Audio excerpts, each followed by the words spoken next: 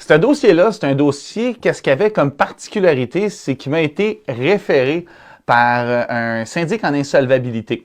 Le client, c'est un client qui avait déjà fait faillite par le passé en 2019 et qui a été libéré en 2020.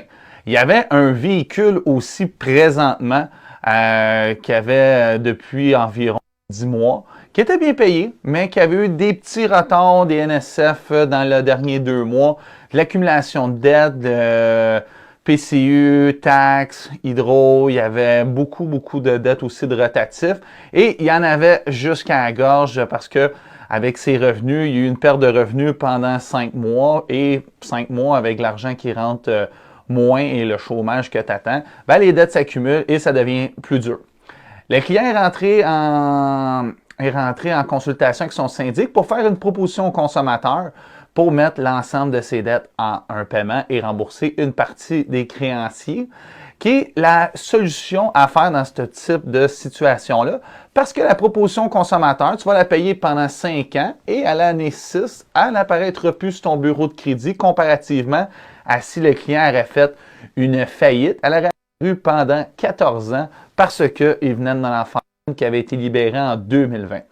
Là où c'est qu'on a travaillé le dossier, c'est que si le client déposait sa proposition tout de suite et incluait le véhicule dedans, c'est qu'on aurait eu 2 événements à l'intérieur de 3 ans qui nous auraient donné un financement directement en 3e chance au crédit entre 22 et 30 % d'intérêt.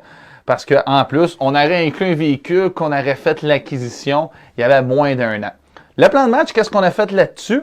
C'est que j'ai dit au client, on va évaluer ton véhicule. Comme de fait, quand il m'a donné son véhicule, j'ai sorti le sol, je me suis rendu compte que le client, il n'avait pas trop d'équité négative. Il devait environ 30 000 $. Son véhicule en valait 26 plus les taxes. Alors, quand on faisait le rajout des taxes, on a une équité négative de 800 $. Alors, on a repris le véhicule en échange. Monsieur, on a mis un petit 800 $ sur son nouveau prêt et on a été chercher le même taux d'intérêt qu'il payait que sur son véhicule. Il est parti avec un taux d'intérêt à 12 %.